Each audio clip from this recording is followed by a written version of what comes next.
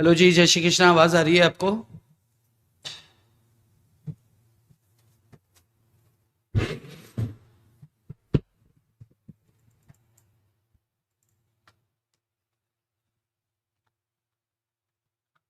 Hello जी, जय श्री कृष्ण। आवाज आ रही है क्या बेटा आपको?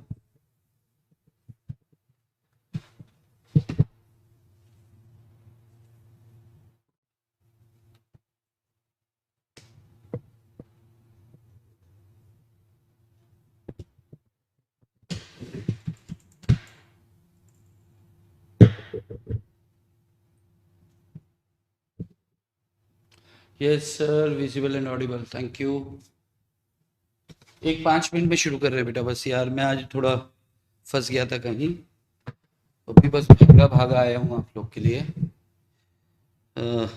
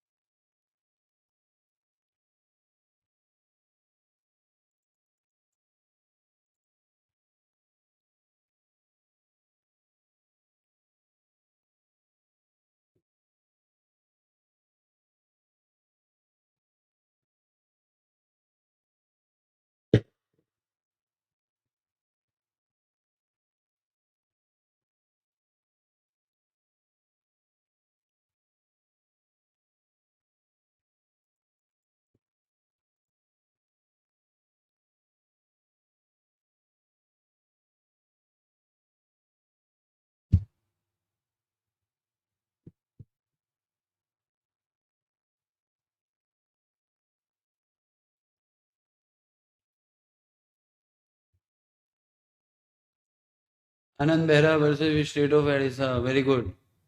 वेलकम टू लाइव सेशन डेट डूड। और डूडो, तू था कहाँ पे इतने दिन से?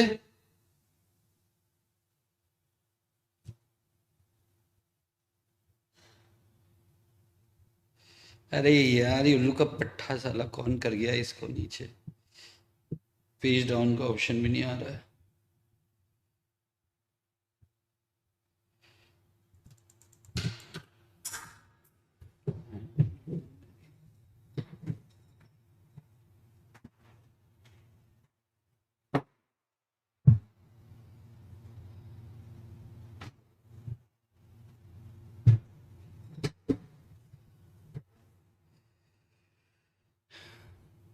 साला किसी को दे दो बस, ऐसी तैसी करके रख देता है सारी सेटिंग की।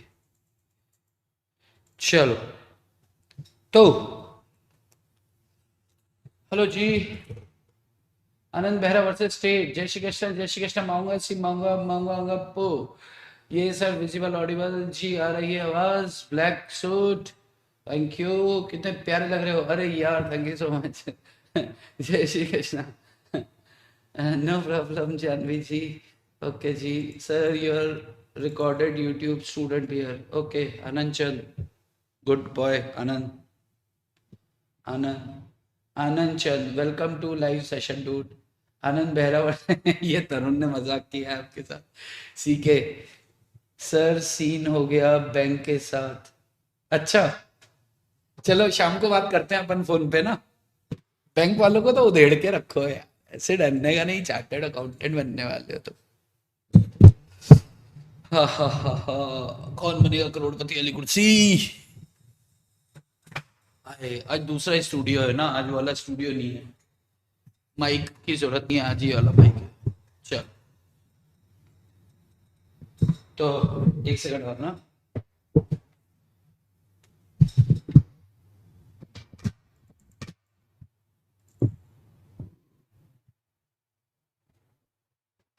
हेलो।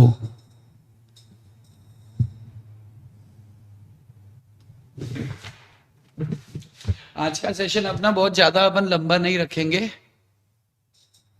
उधेड़ दिया सर, कल ऑडिटर आएगा। आज तो मैनेजर भाग गई बैंक से जब तक मैं गया। अरे चल बत्ती मत दे अब, कोई मैनेजर भागी नहीं होगी, उसको कुछ काम होगा। तुम लोग साला ऐसे ही ब्रांड विदाउट ब्रांड, पहले सीए बनो फिर भगाना। और अकेली कैसे भाग गई, तुम्हारे साथ भागनी चाहिए। चलो, तो हम लोग की चर्चा जो थी, राधे राधे 5:30 तक ले लो। अरे 5:30 मैं आपको 5:15 छोड़ दूंगा मीटिंग में, मतलब अच्छा ठीक है। तो चलो शुरू करें क्या बॉस, शुरू करें। मैं सब मान के चलूं कि अपन शुरू कर देते हैं। आज का टॉपिक जो है, आज का टॉपिक है, देखो अपन ने क्या किया, अपन ने क्या पढ़ा इस चैप्टर में। हम पढ़ रहे इंटरप्रिटेशन,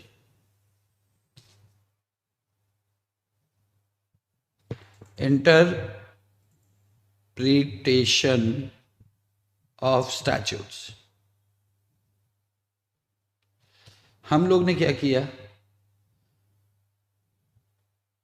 हम लोग ने इंटरप्रिटेशन ऑफ स्टैट्यूट्स के अंदर क्या देख लिया, अपन ने इनके रूल्स देख लिए। रूल्स प्राइमरी और सेकेंडरी। अपन ने इंटरप्रिटेशन के अंदर क्या देख लिया, इनके रूल्स देख लिए, प्राइमरी और सेकेंडरी।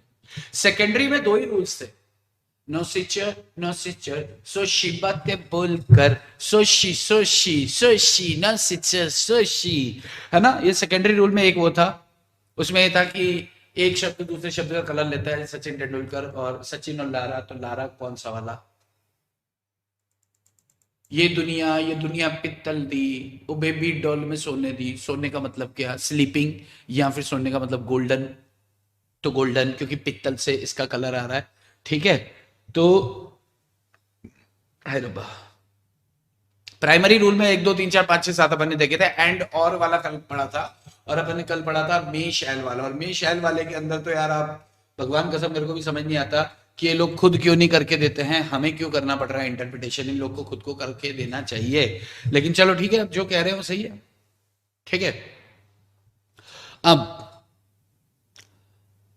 अब अपन आगे बढ़ते हैं। अब ये कहता है कि साहब रूल्स खत्म हो गए इंटरप्रिटेशन के लिए, अब कुछ इंटरनल एड्स हैं, यानी कि इंटरप्रिटेशन के लिए कुछ आंतरिक, यानी कि जो लॉ बनता है, आपका इनैक्टमेंट बनता है, उसमें बहुत सारी ऐसी चीजें दी जाती हैं जिससे वो आसान करने की कोशिश करते हैं कि इंटरप्रिटेशन आप निकाल पाए, और नहीं निकाल पाते तो फिर एक्सटर्नल एड्स में जाते हैं। लेकिन पहले इंटरनल एड्स। इंटरनल एड्स में कुल 10 पॉइंट्स है, ये आपके सामने, ये इंटरनल एड के पॉइंट्स है, आप चाहो तो लिख लो।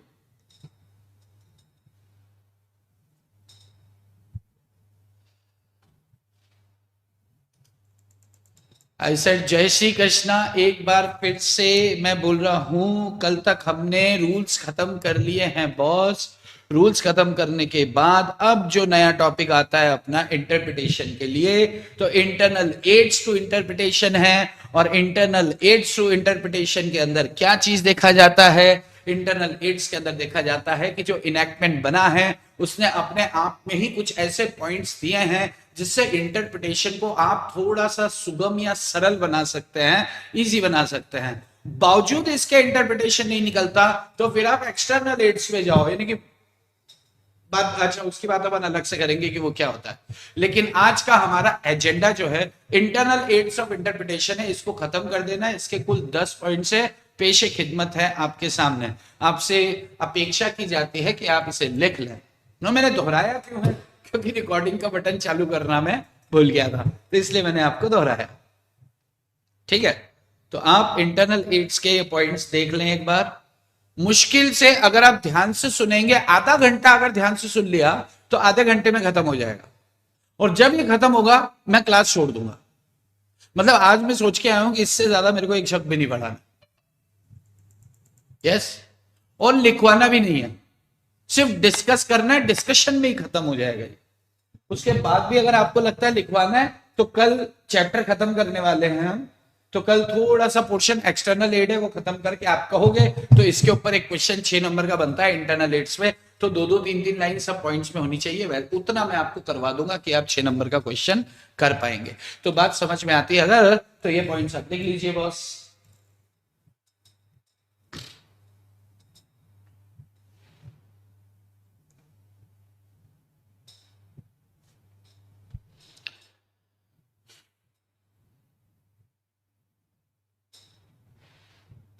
आज एक्चुअली ना, चलो छोड़ो, अभी लिख लो।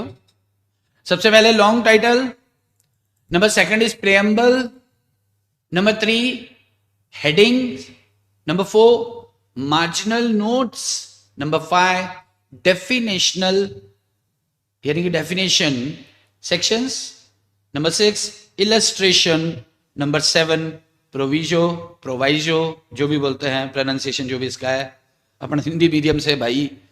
तो आज प्रवचन होगा आज प्रवचन होगा, बिल्कुल सही बोले आपने। आज प्रसाद नहीं मिलेगा, प्रसाद नहीं मिलेगा। रोज रोज प्रसाद मिलेगा क्या तुमको? साला लंगर चालू है क्या? बढ़िया है प्रवचन। Schedules and the last one is read the statute as a whole. 6 marks का क्वेश्चन आएगा, 6 नंबर का क्वेश्चन आएगा इसके ऊपर। 4 नंबर का आएगा तो किसी पर्टिकुलर टुकड़े पे, 2 नंबर एक नंबर का आएगा तो ऑब्जेक्टिव कहां आएगा मैं आपको बता देता हूं। ऑब्जेक्टिव यहां आने वाला है मार्जिनल नोट्स के ऊपर। क्या होगा वो भी मैं बता दूंगा, और वो छप भी चुका है। और ये किसी को बताना मत, इंस्टीट्यूट को पता नहीं चलना चाहिए कि अपन को पता चल चुका है कि छप चुका है, ठीक है? हाँ, नहीं तो इंस्टीट्यूट बहुत आराम करो, इंस्टीट्यूट बदल देती है। इंस्टीट्यूट मौसम की तरह है, तुरंत बदल जाती है। इंस्टीट्यूट इज लाइक मौसम, शी ऑलवेज बदल जाती है। तो दैट्स वाई किसी को नहीं बोलने का। स्टार्ट करें? स्टार्ट बोलने का आपको, स्टार्ट बोलने का है। शाबाश शाबाश शाबाश शाबाश, स्टार्ट बोलने का। नंबर 1 आता है आपका लॉन्ग टाइटल। तेरी तुम इतना बड़ा हो गया टाइटल। ओहो नहीं नहीं अभी नहीं, थोड़ा करो इंतजार। टाइटल 2 तरह के होते हैं, एक होता है शॉर्ट टाइटल, एक होता है लॉन्ग टाइटल। टाइटल का मतलब क्या? चैप्टर का नाम, चैप्टर मतलब सॉरी एक्ट का। टाइटल की बात कर रहे हैं तो एक्ट की बात कर रहे हैं, एक्ट का नाम या रूल्स का नाम, एक्ट या रूल्स, रूल्स का नाम। शॉर्ट टाइटल मतलब कंपनीज एक्ट 2013, शॉर्ट टाइटल मतलब companies act 2013, income tax act 1961 कौन सा है, नेगोशिएबल इंस्ट्रूमेंट एक्ट 1881। तो ये सिर्फ नाम है, और सिर्फ नाम से किसी तरह का कोई इंटरप्रिटेशन निकलता नहीं है जनरली। तो ऐसा कहा गया है कि जो टाइटल है ना, इसमें 2 तरह के टाइटल हैं, शॉर्ट टाइटल और लॉन्ग टाइटल। लॉन्ग टाइटल में क्या होता है कि सिर्फ आइडेंटिटी एक्ट की ये सिर्फ भाई आपका शॉर्ट टाइटल जो है, शॉर्ट टाइटल क्या बताता है? Identity of act,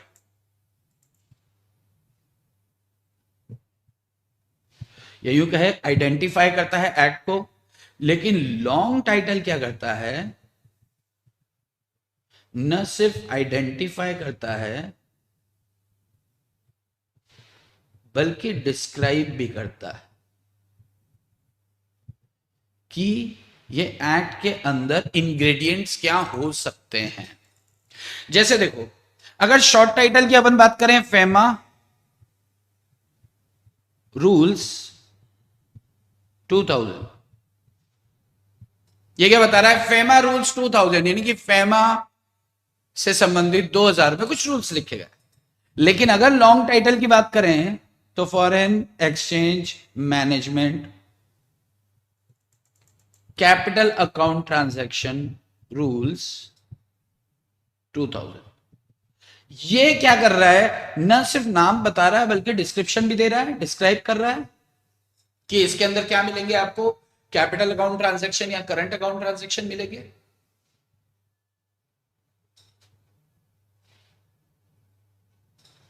start. Okay भाई, हमने सबसे पहला पॉइंट देखो, इंटरनल एड्स का मतलब क्या है कि जैसे ही इनैक्टमेंट शुरू हुआ तो इनैक्टमेंट के अंदर बहुत सारी चीजें ऐसी हैं जो कहीं ना कहीं आपको इंटरप्रिटेशन में हेल्प करती हैं। इनैक्टमेंट में बहुत सारी चीजें ऐसी हैं, बहुत सारे पार्ट्स में इनैक्टमेंट तैयार होता है। तो वो हर पार्ट अपने आप में कुछ मदद करने की कोशिश करता है। तो सबसे पहला पार्ट इन्होंने दिया टाइटल। टाइटल का मतलब एक्ट का, इनेक्टमेंट का नाम क्या होगा। तो इनेक्टमेंट का नाम दो तरीके से होता है। पहला होता है आपका, रुको मैंने इंटरप्रिटेशन का ये ओके। सबसे पहला पहला क्या होगा आपका कि शॉर्ट टाइटल। शॉर्ट टाइटल में सिर्फ नाम बस दिया होता है, या आइडेंटिफाई करता है एक्ट क्या है बस, क्या कोई डिस्क्रिप्शन देता है, प्रश्न नहीं उठता। तो इसको इंटरप्रिटेशन में इस्तेमाल नहीं करते हैं। अगर ये कोई डिस्क्रिप्शन नहीं दे रहा है तो इसको अपन इंटरप्रिटेशन में शॉर्ट टाइटल को इंटरप्रिटेशन के लिए यूज नहीं करते हैं। जबकि लॉन्ग टाइटल क्या बता रहा है, न सिर्फ आइडेंटिफाई कर रहा है, लॉन्ग टाइटल न सिर्फ आइडेंटिफाई कर रहा है बल्कि डिस्क्राइब भी कर रहा है। जैसे अपन ने फॉरेन एक्सचेंज मैनेजमेंट ब्रैकेट्स में करंट अकाउंट ट्रांजैक्शन ब्रैकेट बंद रूल्स 2000, तो उससे क्या पता चल रहा है कि ये फेमा के रूल्स हैं जिसके अंदर करंट अकाउंट ट्रांजैक्शन बता रखे हैं। तो कहीं ना कहीं से अब हम जो वो ट्रांजैक्शंस को पढ़ेंगे तो जहन में करंट अकाउंट ट्रांजैक्शन की डेफिनेशन रखेंगे और उसके अकॉर्डिंगली इंटरप्रिटेशन लगाना थोड़ा सा आसान हो जाएगा। हमारी सोच रहेगी कि foreign exchange management capital account transaction, तो जैसे ही ये इसके अंदर कैपिटल अकाउंट ट्रांजैक्शन लिखा आता है रूल्स 2000, अपन ने पढ़ा था, अपन ने न सिर्फ पढ़ा था, अपन ने लिखा भी था जब, इसीलिए मैंने वो एग्जांपल लिया। तो यहां पर न सिर्फ इतना कि ये फेमा के रूल्स हैं, न सिर्फ इतना कि कैपिटल अकाउंट ट्रांजैक्शन, बल्कि कैपिटल अकाउंट ट्रांजैक्शन की डेफिनेशन देख के आएंगे हम, और उसके बाद अंदर के जो रूल्स है ना उनको वो माइंड सेटअप के साथ पढ़ेंगे तो हमें चीजें समझ में आएंगी। तो इसमें अच्छा, क्या ये एक्ट का, इनेक्टमेंट का पार्ट होता है? तो yes, it is a part of, नाम होता है तो पार्ट है ही है enactment. This is all about of what, type. अच्छा एक बात बताओ, आज ना आपको थोड़ा सा स्पीड में जवाब भी देना। एक बात बताओ, अगर मान लो कि सेक्शन कुछ और कह रहा है और टाइटल कुछ और बताना चाह रहा है, तो किसकी मानेंगे? जाहिर सी बात है सेक्शन की मानेंगे, टाइटल पे नहीं जाएंगे, क्योंकि टाइटल ने तो एक लाइन लिख के छोड़ दिया, लेकिन उस सेक्शन के साथ तमाम तरह की चीजें जुड़ी हुई हो सकती हैं। ठीक है, तो अपन यहां पे लिख सकते हैं कि title can not, title can't override, title cannot override the clear meaning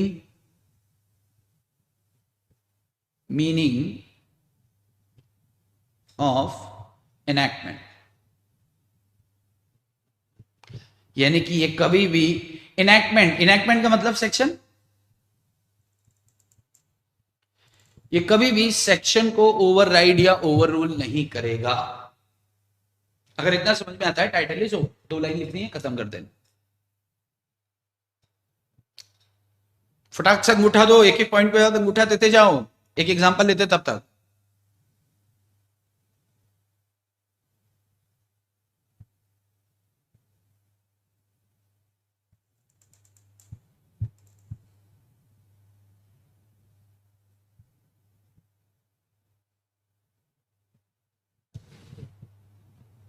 अरे चल रहे, देखो देखो ध्यान से सुनना, अभी देखना इधर, अभी मैं मॉड्यूल में दिखा रहा हूं आपको, ऐसे मैं आपको प्रिंट दूंगा इनके। शॉर्ट टाइटल क्या बताता है जी? It merely identifies the enactment, ये सिर्फ इनेक्टमेंट का नाम बता रहा है। Long title on the other end describes the enactment, does not merely identified it, ये सिर्फ आइडेंटिफाई ही नहीं करता बल्कि डिस्क्राइब भी करता है। और इंपॉर्टेंट चीज कहां आती है आपकी? इंपॉर्टेंट चीज आती है यहां, it is now settled that long title is an, long title is an, long title of an act is a part of act, it can not override the clear meaning of the enactment. अभी जैसे इन्होंने वो case देके रखा है अपन को, वो case क्या देके रखा है देखना, full title of Supreme court advocate, supreme court advocate, brackets में क्या लिखा है, प्रैक्टिसिंग इन हाई कोर्ट 1951। अब इसका अगर शॉर्ट टाइटल लें तो सुप्रीम कोर्ट एडवोकेट्स एक्ट 1951। अगर इसका शॉर्ट टाइटल लें तो सुप्रीम कोर्ट एडवोकेट्स एक्ट 1951, और लॉन्ग टाइटल लें तो supreme court advocates practice in High court. यानी कि ये एक्ट ये बताता है कि ऐसे सुप्रीम कोर्ट के वकील जो हाई कोर्ट में भी प्रैक्टिस कर सकते हैं। अब हम इस एक्ट को पढ़ेंगे ना तो अपनी नजर हाई कोर्ट की तरफ होगी, न कि सुप्रीम कोर्ट की तरफ। तो the specify the act authorise advocates of Supreme Court to practise as of right in High Court, any High Court. बात समझ में आ रही है? Yes, number 1 is over. Number two पे आता है। नंबर 2 आता है आपका प्रीएम्बल। प्रीएम्बल मतलब क्या होता है, ध्यान से सुनो।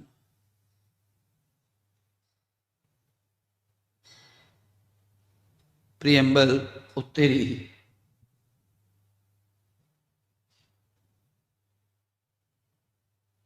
प्रीएम्बल को हिंदी में क्या बोलते हैं, प्रस्तावना। भाई अपन किसी भी तरह की क्लास स्टार्ट करते हैं, अपनी जब क्लास स्टार्ट होती है, कोई भी नया चैप्टर स्टार्ट होता है, तो मैं क्या बोलता हूं आपको, पहले कहानी सुना दो। कहानी सुना दो। जब मैंने आपको फेमा स्टार्ट किया था तो क्या कहानी सुनाई थी कि यार देखो, जिस देश के पास सबसे ज्यादा विदेशी मुद्राएं होंगी वो देश बहुत स्ट्रांग होता है, और अपनी स्थिति को मजबूत करने के लिए सरकार को फॉरेन एक्सचेंज को मैनेज करने की जरूरत पड़ी। पहले फेरा था, लेकिन फेरा बहुत स्ट्रिंजेंट था, बहुत तकलीफ देता था, लोगों को खुल के काम करने की आजादी नहीं थी। फेमा ने कहा ऐसे पैसे नहीं आने। पैसे कैसे आने? आप जब क्या करोगे, खुल के काम करने की आजादी दोगे, खुल के काम करने की आजादी दोगे। तो ऐसे कहानियां पहले अपन बनाते थे कि यार प्रैक्टिकली सोचो और क्या होगा इस एक्ट में, प्रैक्टिकली सोचो और क्या होगा। ये मेरा स्टाइल होता है स्टार्ट करने का किसी भी चैप्टर को, उसी को प्रीएम्बल कहते हैं। यानी कि इसके अंदर यह बताया जाता है कि एक्ट क्यों बना, ग्राउंड, यह एक्ट की जरूरत क्यों पड़ी, नीड, कौन से ऐसे दुष्कर्म थे, कौन से ऐसे इविल एक्ट से जिनको खत्म करने के लिए बना, क्या कुछ एक्ट्स को मर्ज किया गया, इसकी जरूरत क्यों पड़ी। यानी कि ये एक बेसिक कहानी है, एक तरह का सारांश दे देता है कि यार ये एक्ट क्यों आया। जैसे कोई भी पिक्चर स्टार्ट करते साउथ की, तो पहले क्या है, बैकग्राउंड में आवाज चलती है कि मैथिलीपुरम के अंदर ऐसा हुआ करता था, और ये राजा ऐसा करता था, वो वैसा करता था, ये कर कुरा के वो कहानी बता देते हैं ताकि आपको पिक्चर पूरी समझ में आए। तो ये वही चीज है, ये साउथ की कहानी ही है। तो ऐसे क्या ग्राउंड्स थे, ऐसी क्या जरूरत पड़ गई, ऐसे क्या इविल एक्ट्स है जिनको खत्म करने के लिए। यानी कि ये क्या बता रहे हैं, पर्पस बता रहे हैं, ये स्कोप बता रहा है। ये क्या बता रहा है, आपका पर्पस बता रहा है, स्कोप बता रहा है। मुद्दे की बात बस यही है कि यह बताना चाहता है कि आपका एक्ट ये क्यों बना है, ऑब्जेक्ट। यस, जैसे अपन जीसीए की बात करते हैं तो जीसीए, ये तो हमने पढ़ा है, हमने जो पढ़े हैं उन्हीं के अपन उदाहरण ले रहे हैं। यस, तो जीसीए सबसे पहले आया था 1868 में, उसके बाद आया 1887 में। तो प्रीएम्बल क्या बताता है, जीसीए 1897 का, कि इन दोनों को किया मर्ज, प्लस किए इसके अंदर कुछ एक्सटेंड किया, कुछ नए सेक्शन डाले, और जीसीए 1897 बना दिया। अब बात आती है कि क्या प्रीएम्बल भी एक्ट का पार्ट है, तो जवाब है यस, प्रीएम्बल एक्ट का पार्ट है। क्या इसे इंटरप्रिटेशन में यूज किया जाता है, तो जवाब है यस, इंटरप्रिटेशन में यूज किया जाता है। तीसरा सवाल, मेरे हर सवाल को ध्यान से सुनना है, ऑब्जेक्टिव की बात कर रहा हूं मैं। तीसरा सवाल, क्या प्रीएम्बल ओवर रूल या ओवर राइड करेगा इनैक्टमेंट को, तो जवाब है नहीं, बिल्कुल भी नहीं करेगा। इनैक्टमेंट में जो लिख दिया सही है, लेकिन अगर इनैक्टमेंट के अंदर कोई ऐसा शब्द लिखा है या कोई ऐसा फ्रेज लिखा है जिसका अर्थ निकालने में दिक्कत आ रही है, जिसका अर्थ निकालने में कंफ्यूजन हो रहा है, एम्बिग्यूटी आ रही है, तो उस सूरत में प्रियम्बल का सहारा ले लिया जाता है। अगर एक्ट फंस गया तो प्रियम्बल से चल लो, लेकिन एक्ट क्लियर है तो प्रियम्बल से चलने की जरूरत क्या है? यही तो कह रहा है कि प्रियम्बल कभी भी इनैक्टमेंट को, इनैक्टमेंट जब भी बोलेंगे सेक्शन पकड़ लेना आप, तो कि प्रियम्बल कभी भी इनैक्टमेंट को, सेक्शन को, प्रोविजंस को ओवर रूल नहीं करेगा। लेकिन in case of multiple meanings, in case of confusions, in case of ambiguity in the language, if the language is not plain, phrases are confusing, intent of law समझ नहीं आ रहा है, तो preamble क्या सोचकर यह कानून बनाया गया था उस हिसाब से इसका अर्थ निकाल लो। बात समझ में आ रही है बॉस? बात समझ में आती है? मतलब ये प्रियम्बल क्या बताता है? प्राइमरी इंटेंशन लॉ की क्या है? प्राइमरी इंटेंशन ऑफ लॉ ये बताता है कि ये कानून बनने के पीछे प्राइमरी इंटेंशन क्या रहे। तो ध्यान रखना, प्रियम्बल को पीवी सर, पीवी मतलब पीवी नहीं समझा, प्रियम्बल मतलब पीवी। ओके, अब आप जो कह रहे हो ठीक है, सॉरी मुझे समझ नहीं आया। Object, scope and primary intention of law. अच्छा एक बार फिर से सुन लो, एक बार फिर से सुन लो, ऑब्जेक्टिव की बात कर रहे हैं आप। अच्छा ओके ओके, तो पीएस बोलेगा यार, पीएस बोलेगा। बेटा जब आप रिवीजन करोगे ना, रिवीजन, तब आपके अंदर से एक गाना निकलेगा, वो हिमेश रेशमिया का। कौन सा गाना था वो? तुझे भूल जाना पीएस मुमकिन नहीं, तुझे भूल जाना पीएस मुमकिन नहीं, तू याद ना आए ऐसा सेक्शन नहीं। जब आप रिवीजन करोगे ना, तो जब सेक्शन पढ़ोगे तो सेक्शन के पीछे से मैं बोलता हुआ दिखाई दूंगा आपको, ठीक है? तो फिर आप ये गाना गाना कि साला ऐसा कोई सेक्शन नहीं है जिसमें तुम्हारा याद नहीं आया, ठीक है? अच्छा अब सुनो सुनो यार, सुनो, मजाक का पार्ट वापस से सुनो। अपन इस वाले टॉपिक को ना ऑब्जेक्टिव के आधार पे अपन देख रहे हैं। अपन कोशिश करें इस चैप्टर से साला उल्लू का पट्टा कोई नंबर नहीं जाना चाहिए अपना, है ना? देखो प्रियम्बल के अंदर, प्रियम्बल के अंदर अपन क्या चीज पकड़ के चल रहे हैं कि प्रियम्बल क्या होता है साहब? प्रियम्बल में आपका पर्पस बताया जाता है, स्कोप बताया जाता है, ऑब्जेक्ट्स बताया जाता है। प्रियम्बल के अंदर ये क्यों बना, क्या ग्राउंड से इसके बनने के पीछे क्या आवश्यकताएं थी, क्या इविल एक्ट थे जिनको समाप्त करने के लिए बना। पुराने में कुछ एक्ट थे, नए में कुछ आए, इसके लिए प्रियम्बल के अंदर ये सारी चीजें होती है, कहानी होती है, पहली बात। दूसरी बात, क्या प्रियम्बल ओवरराइड करेगा? नहीं। क्या प्रियम्बल से कंस्ट्रक्शन किया जाता है? कंस्ट्रक्शन मतलब इंटरप्रिटेशन निकाला जाता है। तो प्रियम्बल से इंटरप्रिटेशन उस सूरत में निकाला जाएगा जब इनैक्टमेंट के अंदर कंफ्यूजन हो, एम्बिग्यूटी हो, दो से ज्यादा अर्थ निकल रहे हो, कि फ्रेज समझ में नहीं आ रहा हो। तो ये एक्ट क्यों बना, ये कहानी को लेते हैं, तो उसके परव्यू के अंदर से इसका इंटरप्रिटेशन निकाल लिया जाता है। ये प्राइमरी इंटेंशन ऑफ लॉ को बताता है। और इतनी सी बात है, इसका एक केस लॉ देखो, ये प्रियम्बल का केस देके रखा है आपको, ये देखो। तुझे भूल जाना जाना मुमकिन नहीं, तू याद ना आए। देखो यूज ऑफ वर्ड में ध्यान से देखना, इस क्वेश्चन को ध्यान से देखना। Use of word may in section 5 of Hindu marriage act, a marriage में be solemnise between two Hindus. Hindu marriage act क्यों बना? तो पहले, अच्छा यहां पे क्या लिखा है पहले देखना, सेक्शन में क्या कोई कंफ्यूजन दे रखा है क्या? अ मैरिज में बी सोलेमनाइज्ड, अ मैरिज में बी, वर्ड क्या लिखा है यहां पर? में का मतलब हिंदू मैरिज एक्ट के अंदर क्या मुसलमानों की शादी हो सकती है क्या? अरे हिंदू मैरिज एक्ट में मुस्लिम्स की शादी हो सकती है क्या? लेकिन सेक्शन में क्या लिखा है? सेक्शन 5 कह रहा है कि अ मैरिज में be solemnised between two Hindus, दो हिंदुओं के बीच में शादी को लेकर सेक्शन 5 बात कर रहा है। लेकिन क्या बोल रहा है? अ मैरिज में हो भी सकती है हिंदुओं के बीच, हो भी सकती है अदर्स के बीच, क्रिश्चियन हिंदू के बीच, मुस्लिम हिंदू के बीच। क्या सब हिंदूज एक्ट में, हिंदू मैरिज एक्ट में आएंगे? तो नीचे आकर इन्होंने क्या बोला कि पगलों जरा इसका प्रियम्बल देख लो। प्रियम्बल में क्या लिखा था? An act to amend and codify the law relating to marriage among Hindus। यानी कि यहां पे स्पष्ट कर दिया कि भैया ये सिर्फ हिंदूज की मैरिज की बात कर रहा है, इसमें आप दिमाग क्यों लगा रहे हो।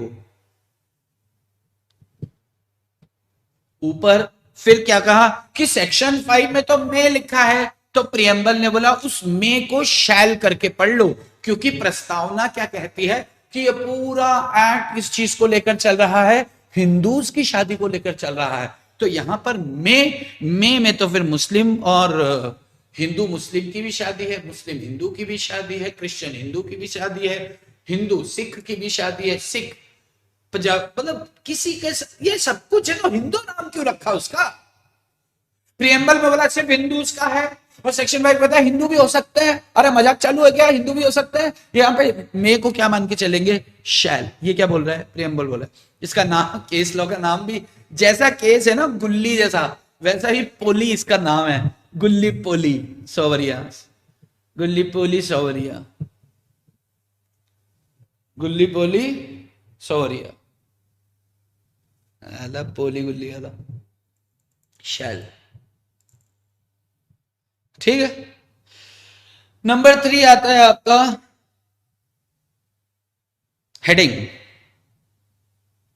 ध्यान से सुनना, हेडिंग्स में क्या होता है, जैसे इनकम टैक्स एक्ट, अरे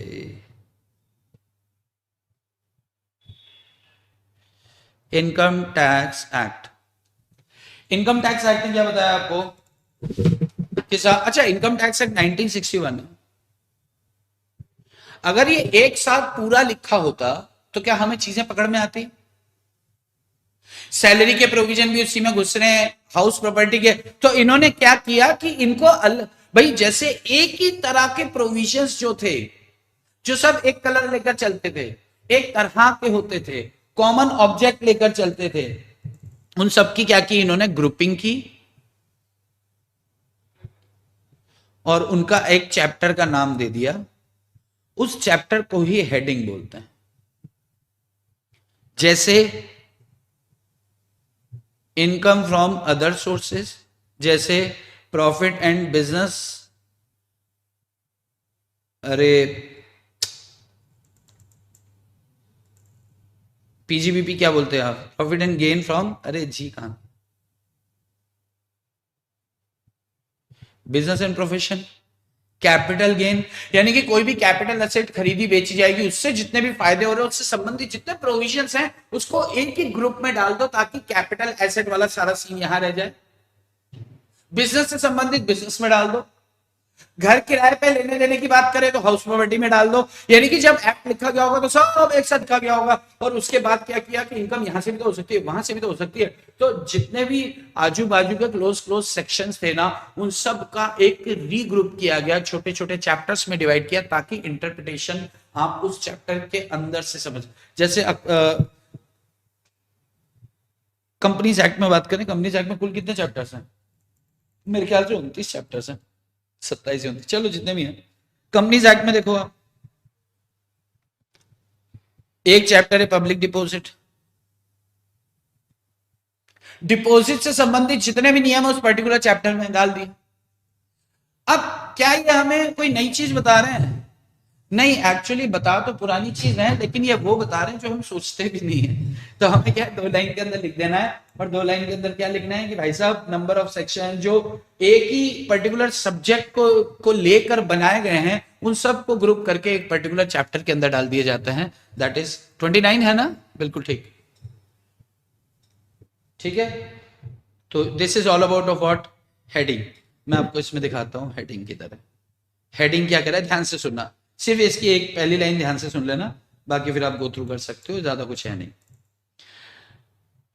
वी शुड जनरली, देख, number of its sections referring to a particular subject, जो एक ही पर्टिकुलर सब्जेक्ट को लेकर कुछ सेक्शंस बने गए हैं बहुत सारे, उनको ग्रुप किया जाता है एक साथ, sometimes in form of chapters and prefixed by heading और तितली। उनको हेडिंग डाल दिया जाता है या चैप्टर का नाम दे दिया जाता है, और उसके अंदर वो सारे पर्टिकुलर सेक्शंस होते हैं, वो सारे पर्टिकुलर प्रोविजंस होते हैं जो एक ही तरह के सब्जेक्ट को बिलोंग करते हैं। तो this is all about of what, headings. Number 4, इनमें है नहीं। Marginal notes, very good, this is very important, ध्यान से सुनना। मार्जिनल नोट्स क्या होते हैं? कोई बताएगा मुझे मार्जिनल नोट्स क्या होते हैं? बताओ, ये इंपॉर्टेंट है, बताना होगा आपको।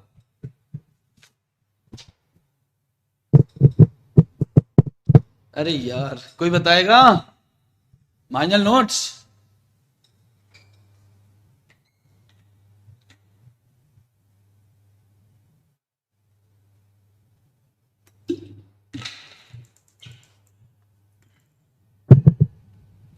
मार्जिनल नोट होता है सेक्शन का नाम।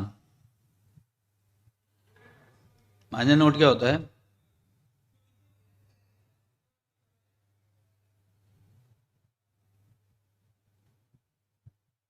Name of section.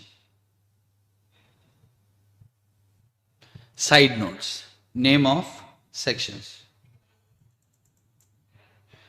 या यूं कहते हैं साइड नोट्स। बिल्कुल ठीक बोला आप। ये साइड नोट्स क्या, देखो ध्यान से सुनना। जो सेक्शन का नाम होता है, जैसे कोई मुझे बताएगा सेक्शन 96 क्या है? Summarise and side notes. अरे समराइज वो ठीक है, आप मुझे बताओ सेक्शन 96 क्या है? कौन बता पाएगा? फटाफट फटाफट आंसर करो, सेक्शन 96 क्या है? तुझे भूल जाना जाना मुमकिन नहीं, तू याद ना आए कोई दिन नहीं। कोई बताएगा? Annual general meeting. Yes Dilip Kumar ji, ये क्या है? Annual general meeting. अब ये जो आपने एनुअल जनरल मीटिंग कहा ना, जब लॉ बनाना तो लॉ में क्या लिखा था? सिर्फ सेक्शन 96, और उसके अंदर प्रोविजन लिख दिया। सेक्शन का नाम एनुअल जनरल मीटिंग, ये जब एक्ट बना तो नहीं लिखा गया था।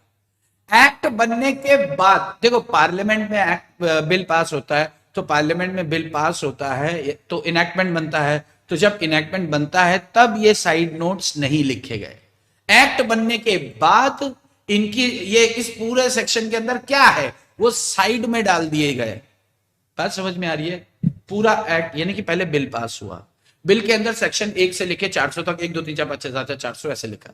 सेक्शन 1 में क्या है पढ़ोगे तो पता चलेगा, सेक्शन 2 में क्या है, सेक्शन 17 में क्या है पढ़ोगे तो पता चलेगा। तो इन्होंने पढ़ा और इन्होंने पता लगाया कि सेक्शन 96 में क्या है, एजीएम से संबंधित प्रावधान है, तो इन्होंने साइड में लिख दिया एजीएम। तो जो सेक्शन के नाम होते हैं ये एक्ट का पार्ट नहीं होते हैं। Marginal notes are not the part of act, यही आपका ऑब्जेक्टिव है।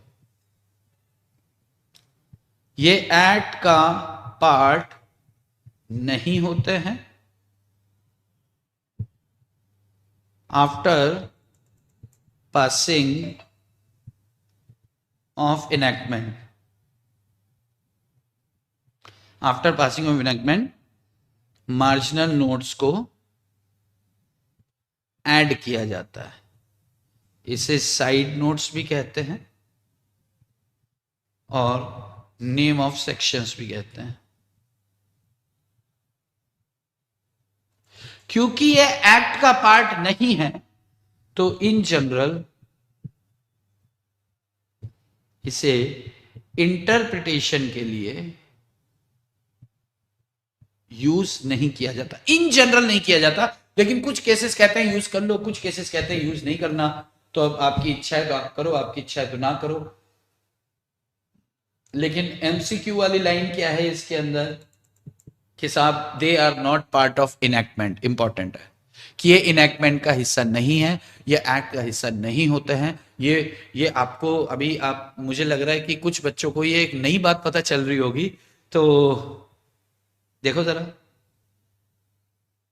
मार्जिनल नोट्स, मार्जिनल नोट्स देखो क्या कह रहा है। मार्जिनल नोट्स दे आर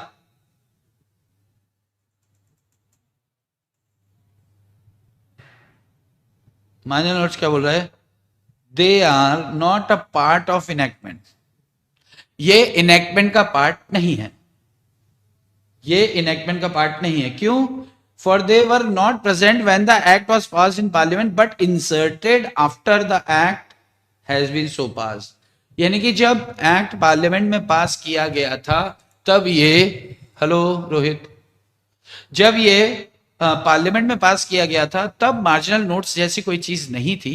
लेकिन इसके पास होने के बाद, इसके पास होने के बाद क्या हो गया भाई साहब, इसे लिख दिया गया।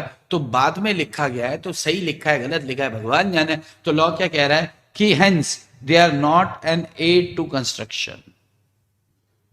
ये इंपॉर्टेंट मार्क है, यहां से आपका ऑब्जेक्टिव बनने वाला है। हमको सब आता है। अच्छा रोहित, आपको सब आता है, तो फिर आपका यहाँ से अपन नमस्ते कर देते हैं आपको।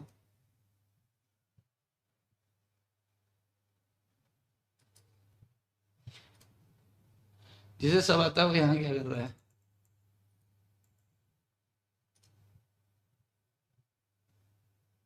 आपको सिखाने की जरूरत नहीं है। अरे ये है कौन भाई? इसको कैसे करते हैं हमें समझ नहीं आ रही है। Hide user from this channel.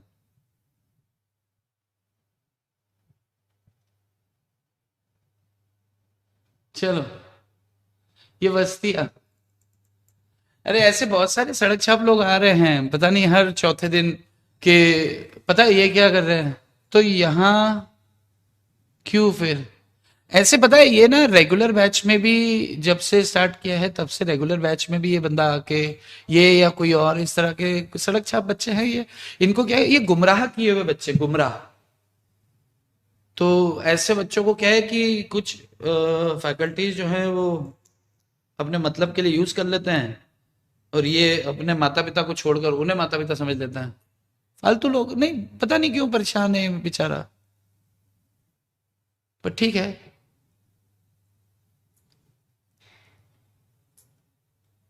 Spammers, spammers मतलब कुछ बकवास करने वाला होता है। अरे सर टेंशन मत लो, ये छपरी लोग हैं। अरे टेंशन नहीं ले रहा, ऐसे ना सारा वो खराब हो जाता है। लाइक हमको सब आता है, आपको सिखाने की जरूरत नहीं है। तभी तो इधर आके तू बताने आया है कि हमें सब आता है, आपको सिखाने की जरूरत नहीं है। तो अपने मम्मी डैडी को भी बोला होगा कि हम तो पैदा अपने आप हो जाते हैं, आपको क्या जरूरत थी। हम तो भाई वो हो जाते हैं, क्या बोलते हैं उसको, प्रकट हो जाते हैं, आपको क्या जरूरत थी। चलो, डेफिनेशन क्लॉज, डेफिनेशनल सेक्शंस, ध्यान से सुनना।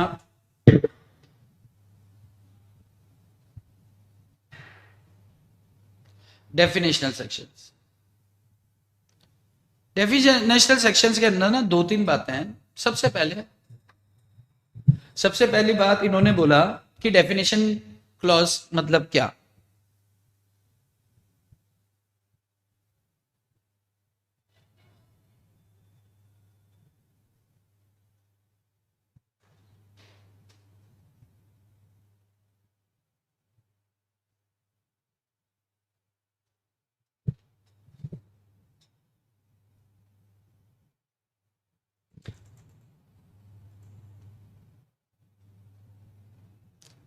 हाँ चलो खैर, अपन उसके बारे में चर्चा क्यों कर रहे हैं अभी, वो किसी नए आईडी से आएगा फिर आके कुछ, क्योंकि ऐसे बहुत सारे बदतमीज लोग हैं। सुबह भी एक्चुअली दो तीन लोग आए थे, दो तीन दिन से आ रहे हैं। तो अब यार वो पंजाबी में कहते हैं सड़ ना रीस कर। तो जो भी इनको भेज रहा है वो अपनी वैरायटी अपनी क्वालिटी पे ध्यान देना है, हमें गंद फैला रहे हैं। उसे थप्पड़ मार दो उससे, काम नहीं करना, बकवासें करनी है दुनिया में। चलो डेफिनेशन क्लॉज, अच्छा आ जाओ आ जाओ आ जाओ, अब इसके ऊपर चर्चा नहीं करते अपन। हाँ दे ट्राई टू डिस्ट्रैक्ट, इसका मतलब आप फेमस हो रहे हो। अरे वाह मजा आ गया ये बात। जनरली गिवन, देखो डेफिनेशन क्लॉज में क्या बोला है, सबसे पहले क्या बोला है कि यार हर एक्ट के अंदर, सुनो अब ध्यान से सुनो, अब उसके ऊपर चर्चा नहीं करनी, वो इतना लेवल है क्या उसका जो अपन सारा काम छोड़ के उसके ऊपर चर्चा कर, ठीक थूक, सब ऐसे साइड में थूक दो, साइड में थूक देना ना। सुनो, generally given in section 2, not always. Her act में डेफिनेशन पार्ट, क्यों होता है डेफिनेशन पार्ट, ध्यान से सुनना, पर्पस क्या होता है इसका। सबसे पहला, तो इंटरप्रिटेशन इजी हो जाता है। ध्यान से सुनना, इंटरप्रिटेशन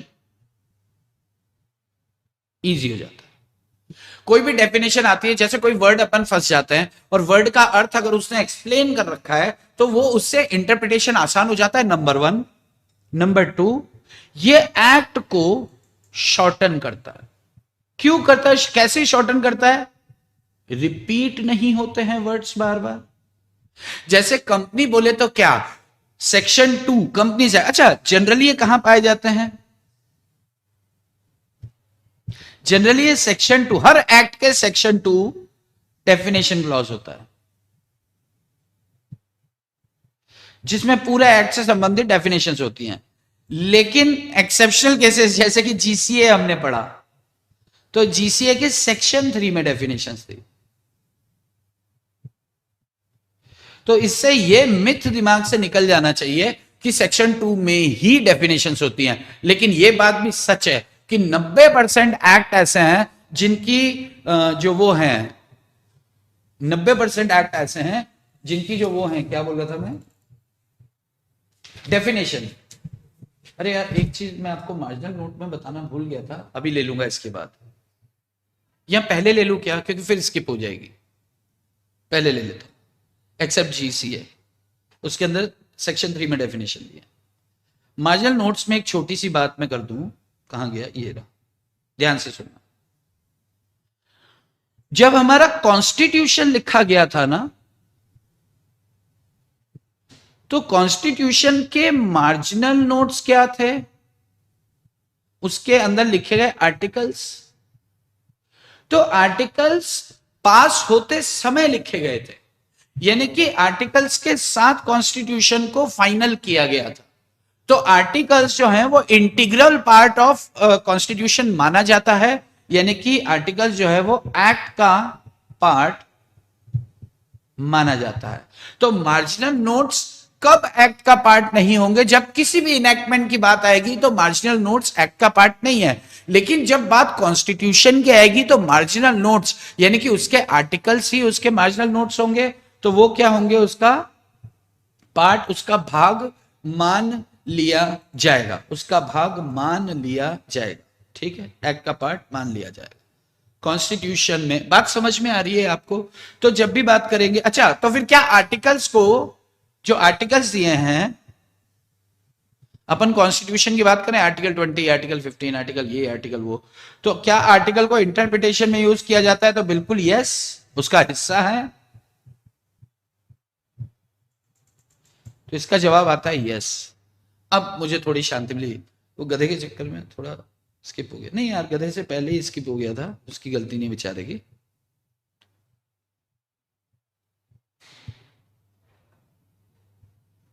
बहुत सी वाली बात क्लियर है ना आपको? चलो अब वापस आ जाते हैं डेफिनेशन ब्लॉक। मार्जिनल नोट्स एक बार फिर से सुन लो। मार्जिनल नोट्स क्या होते हैं भाई साहब? जब एक्ट बनाया जाता है, जब एक्ट लिखा जाता है, लिखने के बाद पास हो जाता है, पास होने के बाद कुछ साइड में नोट्स डाले जाते हैं कि उस सेक्शन के अंदर क्या लिखा है, एक समराइज्ड नोट्स, साइड नोट भी बोलते हैं, उसको मार्जिनल नोट बोलते हैं। अब ये मार्जिनल नोट एक्ट बनने के बाद लिखे जाता है, इसलिए इसे एक्ट का हिस्सा नहीं मानते, तो इंटरप्रिटेशन के लिए इस्तेमाल नहीं किया जाता है। जनरली कुछ केसेस में कर लेते हैं। लेकिन अगर हम कॉन्स्टिट्यूशन की बात करते हैं, तो कॉन्स्टिट्यूशन बनाते समय आर्टिकल्स को साथ में रखा गया था, और जब साथ में रखा गया तो एक्ट का हिस्सा है। जब एक्ट का हिस्सा है तो इंटरप्रिटेशन में इसकी सहायता ली जाती है। ध्यान रखिएगा, मार्जिनल नोट्स के ऊपर तयशुदा है एक ऑब्जेक्टिव बनना, एक्ट का पार्ट नहीं है। डेफिनेशन क्लॉज, डेफिनेशन क्लॉज में बात करें, पर्पस इजी, एक्ट शॉर्टर हो जाता है। जनरली दो, सेक्शन नंबर 2 के अंदर डेफिनेशन क्लॉज होते हैं, लेकिन जीसीए ने हमारा ये मिथ भी साफ कर दिया कि यार तुम गलत फहमी में हो, गलत फहमी का शिकार हो, ऐसा नहीं होता है। हमने बोला बड़ी अच्छी बात है। अब ये बात आ रही है कि एक्ट को शॉर्टन कैसे करता है। तो यार अब प्रैक्टिकली सोचो, कंपनी बोले तो क्या, कंपनीज एक्ट के अंदर कंपनी की डेफिनेशन दी, बॉडी कॉर्पोरेट की बहुत जगह डेफिनेशन दी कि बॉडी कॉर्पोरेट बोले तो ये। इनकम टैक्स एक्ट के अंदर पर्सन की डेफिनेशन दी, पर्सन बोले तो क्या, तो पर्सन बोले तो ये बंदा। अब अगर मान लो कि जहां जहां पर्सन लिखना है और पर्सन की जगह अगर वो सारा डिटेल्स लिखते हैं, तो अपना एक्ट इतने की जगह इतना होता, क्योंकि हर शब्द, अगर 25 शब्द की डेफिनेशन और 25 शब्द 50 बार यूज हो रहे हैं, तो उनकी पूरी डिटेल बार बार आती। तो डिटेल बार बार नहीं आने की जगह वो सिर्फ एक शब्द आ रहा है, तो एक शब्द होने से वो पूरी डिटेल को बार बार नहीं ले रहा है, तो फिर उसे शॉर्टन यानी कि बहुत बड़ा हो जाता है एक्ट, उसको शॉर्ट कर दिया यहाँ पे। तो शॉर्टन का मतलब ये है कि रिपीटेशन ऑफ वर्ड की वजह से एक्ट जो है लंबा चौड़ा हो जाता। बहुत अच्छा किया कि इसको यही खत्म कर दिया। तीसरी बात करें, types of definitions. Types of definitions, types of definition. सबसे पहला दिया है इन्होंने रिस्ट्रिक्टिव डेफिनेशन। एक फोटो बना लो साथ साथ चाहो तो। Restrictive definition, restrictive definition. Restrictive definition जो होती है इसको एग्जॉस्टिव डेफिनेशन भी बोलते हैं।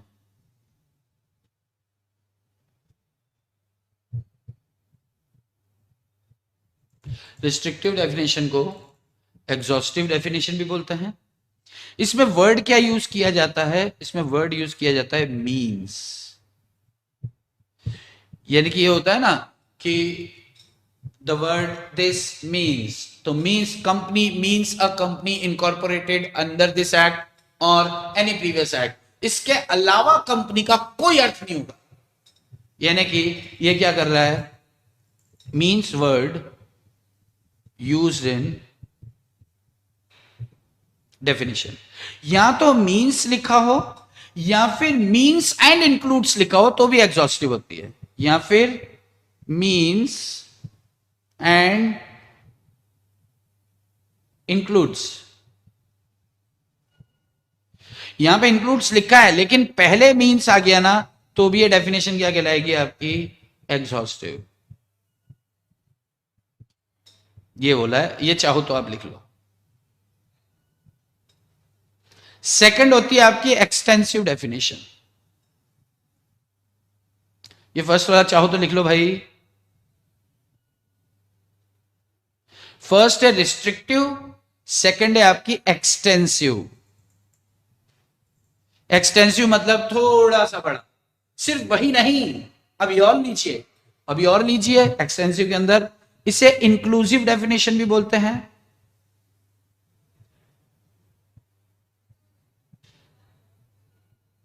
इसके अंदर वर्ड क्या यूज किया जाता है, वर्ड इंक्लूड्स यूज किया जाता है। इसके अंदर क्या शब्द यूज किया जाता है, इंक्लूड्स यूज किया जाता है। बहुत बढ़िया। और क्या किया, जैसे बॉडी कॉर्पोरेट इंक्लूड्स ये एंड इट इंक्लूड्स ये। तो इंक्लूड्स, सिर्फ इंक्लूड्स आता है, देखो मींस के साथ इंक्लूड्स आएगा तो एग्जॉस्टिव। यानी कि मींस एग्जॉस्टिव है तो मींस, मींस जितने मींस है सारे एग्जॉस्टिव है। जितने इंक्लूड्स या इंक्लूड से शुरू होगा वो सब एक्सटेंसिव होंगे। जैसे डिविडेंड, एग्जांपल लिख देता हूं यहां पे, डिविडेंड इंक्लूड्स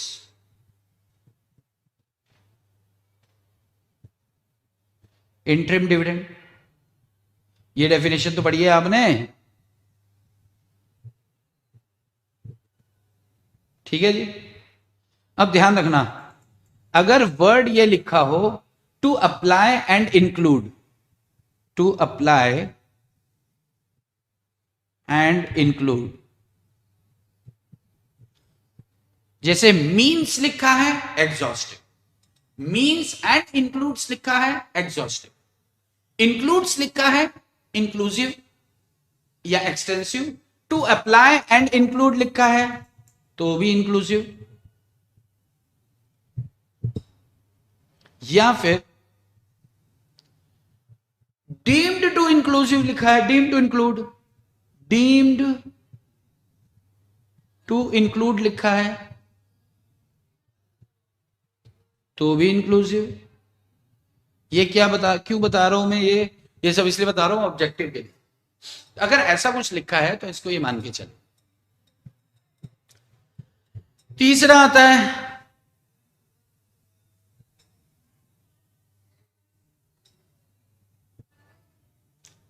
है जी एम्बिगुअस डेफिनेशन।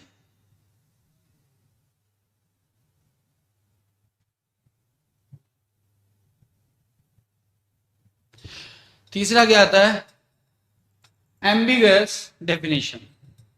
ये एम्बिगस डेफिनेशन में क्या होता है, ध्यान से सुनना, क्या होता है कि कुछ ऐसी डेफिनेशंस होती हैं जिनका अर्थ समझ में आता ही नहीं है। जैसे आपने देखो, आपने प्रैक्टिकली भी कई बार फील किया होगा, बड़ा ध्यान से उस एनवायरनमेंट में जाके सोचना, इस एनवायरनमेंट में आप जा चुके हो। देखो मुझे एक बात बताओ, कई बार ऐसा होता है ना अपने साथ कि अपना क्या करते हैं अपन लोग, कई बार किसी वर्ड पे फंस जाते हैं तो अपन उसकी डेफिनेशन पे जाते हैं। डेफिनेशन क्लियर मीनिंग समझ ही नहीं आ रहा। जैसे डिविडेंड मतलब क्या, डिविडेंड इंक्लूड्स इंटरिम डिविडेंड। अरे तो डिविडेंड क्या, डिविडेंड इंक्लूड्स इंटरिम डिविडेंड। तो एम्बिगुअस डेफिनेशन जहां होती है तो उसका इंटरप्रिटेशन कैसे निकाले, तो लॉ कहता है देखो यार, इसका तो वही इलाज है जो आप करते हो। कि आप क्या करते हो अगर कहीं फंस जाते हो, कि सर हम आसपास की प्रोविजन पढ़ के देखते हैं, अगर डेफिनेशन समझ नहीं आई ना तो उसके आगे पीछे की 2-4 लाइन पढ़ के देखते हैं, लेकिन उसके जैसे ही उसके प्रोविजन पढ़ते हैं ना तो ऊपर की बात समझ में, अच्छा डेफिनेशन में ये कह रखा है, तो एम्बिगुअस यही कह रहा है कि अच्छा डेफिनेशन में ये कह रखा है, ये वाले मेथड को आपको फॉलो करना है। यानी कि जब आप फंस जाते हो, डेफिनेशन एम्बिगुअस है, तो उसके आजू बाजू के प्रोविजंस पढ़ो और वहां से इंटरप्रिटेशन निकालो डेफिनेशन का। बहुत बढ़िया। एक तरफ बोलते डेफिनेशन से ले लो इंटरप्रिटेशन, अब कह रहे हैं कि पहले डेफिनेशन को इनसे पढ़ो। अरे भाई क्या, रे भाई गजब कर रखे हो रे यार, ये तो बिल्कुल कमाल आर खान जैसी बातें करते हैं। अब आपको क्या मालूम कमाल आर खान साहब कौन होंगे, बहुत विचित्र वो हैं, बहुत प्यारी चीज है। जहां पे आपको मीनिंग क्लियर नहीं है,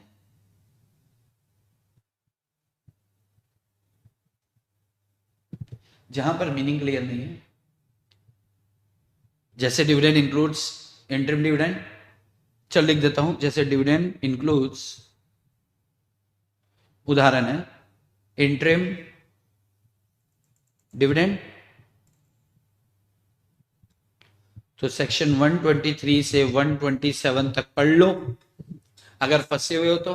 यानी कि ये रूल क्या बोल रहा है, ये डेफिनेशन क्या कह रही है, एम्बिगुअस डेफिनेशन क्या कह रही है कि need to read the provisions related to about definition for interpretation,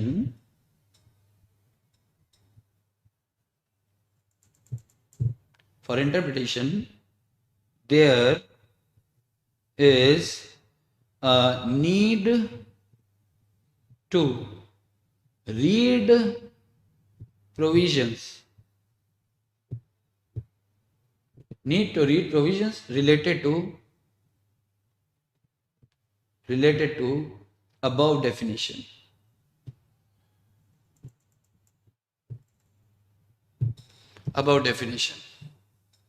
ये क्लियर है, एम्बिगस क्लियर है क्या है, एम्बिगस वही है जो आप करते हो।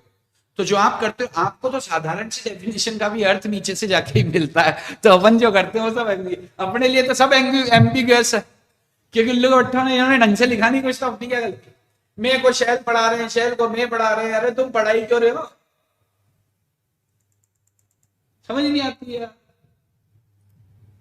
मेरे तो हम नहीं, क्या करें पागल लोग, इनको कभी क्या बोलते हैं ने, कभी क्या बोल देते हैं, हाँ नहीं तो मजा ही नहीं आया।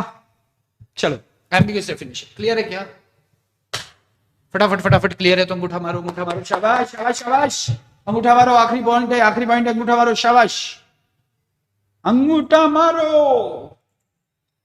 Definition subject to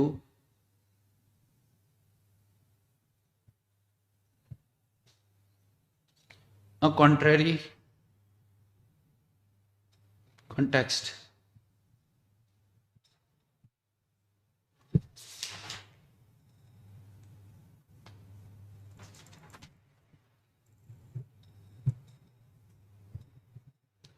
definition subject to a contrary context, ये कह रहा है कि भाई साहब आपको डेफिनेशन सेक्शन 2 के अंदर डेफिनेशन दे दीजिए, इस डेफिनेशन को आप सब जगह यूज करो, इस डेफिनेशन को आप क्या करो, पूरी जगह यूज करो, इस डेफिनेशन को सब जगह यूज करो, अच्छी बात है। फिर लेकिन अगर किसी पर्टिकुलर कॉन्टेक्स्ट में कुछ स्पेसिफिकली लिखा हो, तो उस स्पेसिफिक मीनिंग को लेकर चलो। जैसे अपन क्या बोलते हैं, कंपनी बोले तो क्या, वो जो कंपनीज एक्ट 2013 में या एनी प्रीवियस कंपनीज एक्ट में रजिस्टर है। कंपनी बोले तो वो जो कंपनीज एक्ट 2013 में रजिस्टर्ड है, एनी प्रीवियस कंपनीज एक्ट में रजिस्टर्ड है। जबकि सब्सिडरी कंपनी की डेफिनेशन जब आई तो वहां पे क्या बोला है, any body corporate. Any body corporate में तो सब्सिडरी कंपनी में कंपनी को डिफाइन किया एनी बॉडी कॉर्पोरेट। तो अब एनी बॉडी कॉर्पोरेट में तो फॉरेन कंपनी भी शामिल हो गई, जबकि वो कंपनी की डेफिनेशन में नहीं आ रहा। बात समझ में आ रहा है? तो अगर मान लो कि सब्सिडरी कंपनी के लिए अगर स्पेसिफिक कुछ डेफिनेशन इन्होंने खुद ने दे रखी है कि यार हमारा मतलब इसी से सॉल्व होगा, तो यहां पर बस ये इस्तेमाल करो, बाकी पूरे एक्ट में तो यही चलेगी। बाकी पूरे एक्ट में तो यही चलेगी। अगर ये समझ में आता है तो डेफिनेशन पार्ट खत्म। अगर ये समझ में आता है तो डेफिनेशन पार्ट खत्म। Next is illustration. ओ तेरी, मैंने तो खत्म ही कर दी जगह ही। नेक्स्ट इज इलस्ट्रेशन, इधर आ जाओ।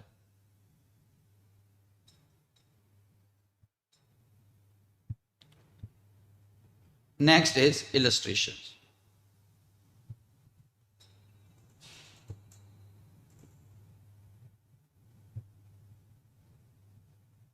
ये मैंने जबरदस्ती लिख दिया, लिखने की जरूरत ही नहीं थी, ऐसे ही डिस्कस हो जाता, खत्म हो जाता। सब लोग लाइक बटन मारो, आज लाइक लाइक काम है। अच्छा आज लाइक काम है, लाइक मारो यार।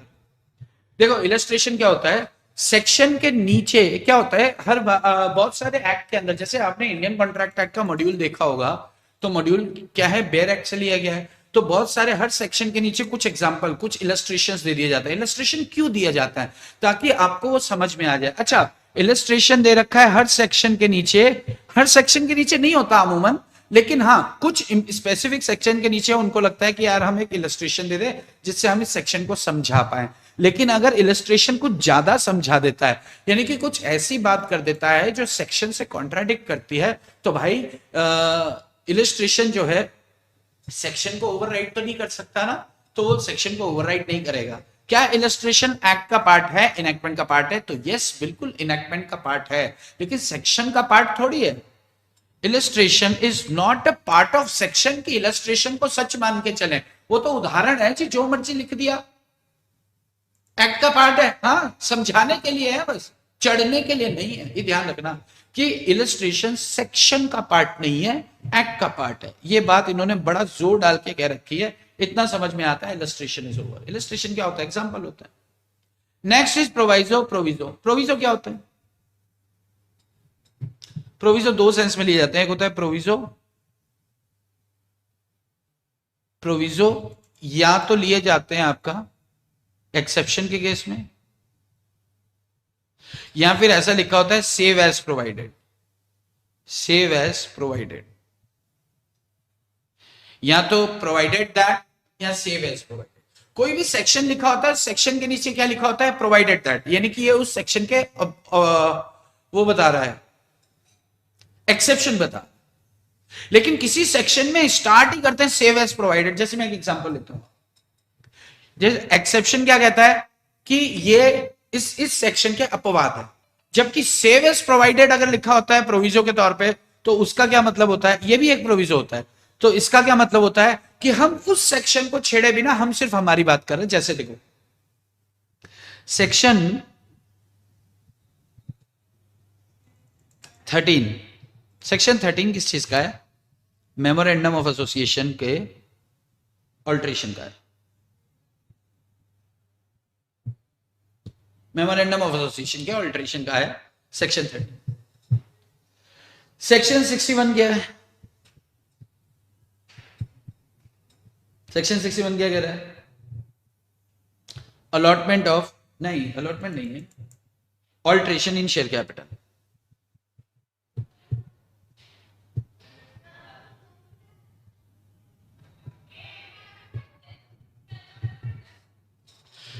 मेमोरेंडम ऑफ एसोसिएशन में ऑल्टरेशन के लिए क्या चाहिए? स्पेशल रेजोल्यूशन पास होना चाहिए।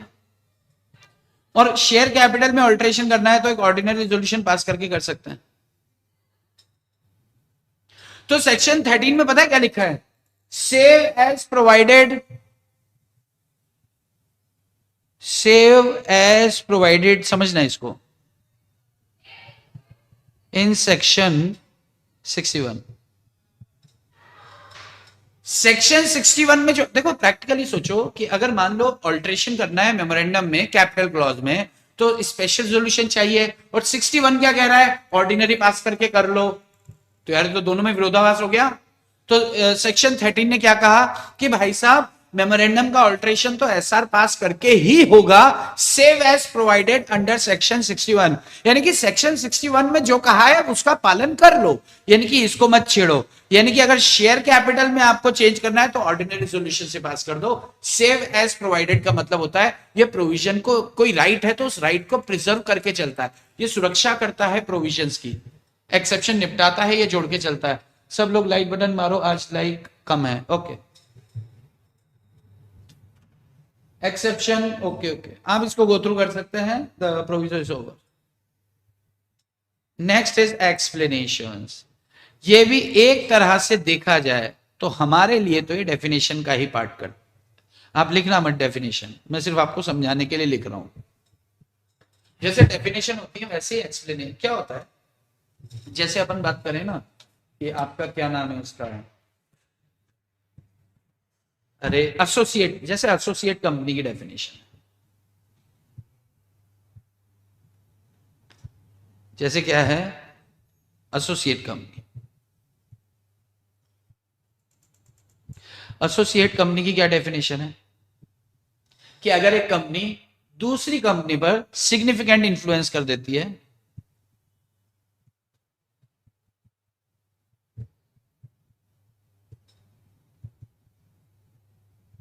सिग्निफिकेंट इंफ्लुएंस कर लेती है, तो जिस कंपनी पर सिग्निफिकेंट इंफ्लुएंस है वो एसोसिएट हो जाती है उस पहली कंपनी की। मान लो ए लिमिटेड ने बी लिमिटेड पर सिग्निफिकेंट इंफ्लुएंस, तो बी लिमिटेड ए लिमिटेड की क्या हो जाएगी? एसोसिएट। तो अब सवाल ये आता है कि सिग्निफिकेंट इंफ्लुएंस का मतलब क्या?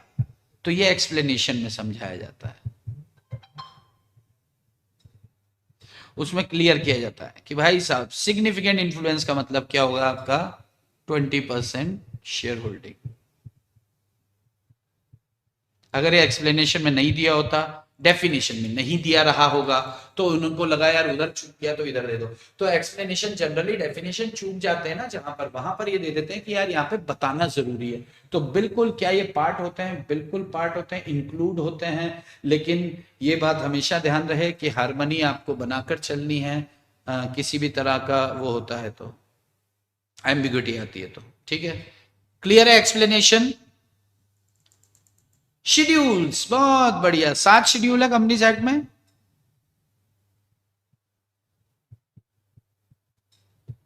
टोटल शेड्यूल्स कितने हैं?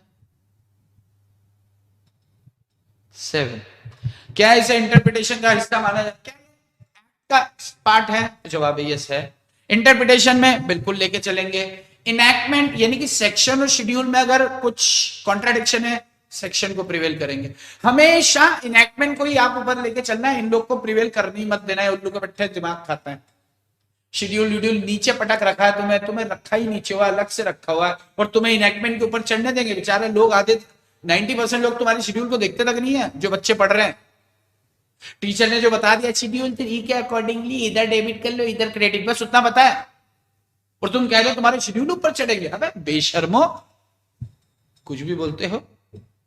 And the last one is read the statute as a whole. ये और इंपॉर्टेंट है। ये क्या कहता है पूरे, एक minute, associate company section 2(6) significant influence more than 20% of 50%, 50%, अरे अच्छा 50 to 20 to 50%, ओके।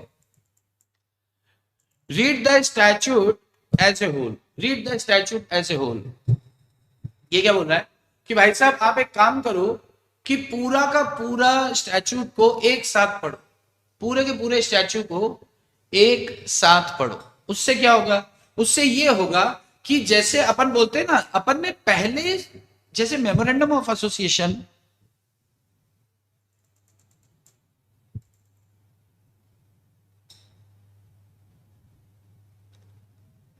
जैसे मेमोरेंडम, अरे यार ये क्या हो रहा है,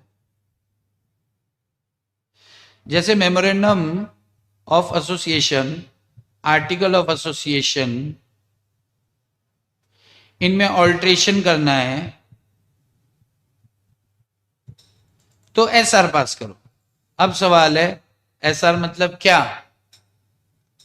पूरा एक्ट एक साथ पड़ा होता तो सेक्शन 114 तक पहुंचे होते तो वहां पता चलता कि स्पेशल रिजोल्यूशन किसे कहते हैं और ऑर्डिनरी रिजोल्यूशन किसे कहते हैं। हर जगह पूरे एक्ट में notice notice notice notice notice notice, तो अगर कुछ नहीं बताया कि उसको नोटिस देना है, जैसे ही बोलते हैं उसको नोटिस देना है, तो अपने अंदर से क्या आवाज आती है? रिटर्न डॉक्यूमेंट की बात चल रही है। कैसे पता चला? क्योंकि हर जगह अपन यही यूज करते हैं। लेकिन अगर नहीं लिखा होता तो, हर जगह नहीं लिखा होता तो क्या यूज करते अपन? नोटिस। उसको बताया क्या तुमने? उसको बताया। उसको बताने का मतलब ओरली हो जाता, ओरली भी हो सकता था और रिटर्न में भी हो सकता था, तो ओरली भी हो सकता था ना। लेकिन लॉ के सेक्शन 20 में आप पढ़ते हैं, कंपनीज एक्ट के सेक्शन 20 है क्या? कौन सा सेक्शन है वो? Service of documents. उसमें क्लियर बताया कि भाई साहब हैंड डिलीवरी से देना है, या बाय पोस्ट करना है, या बाय मेल करना है, ये ईटीसी।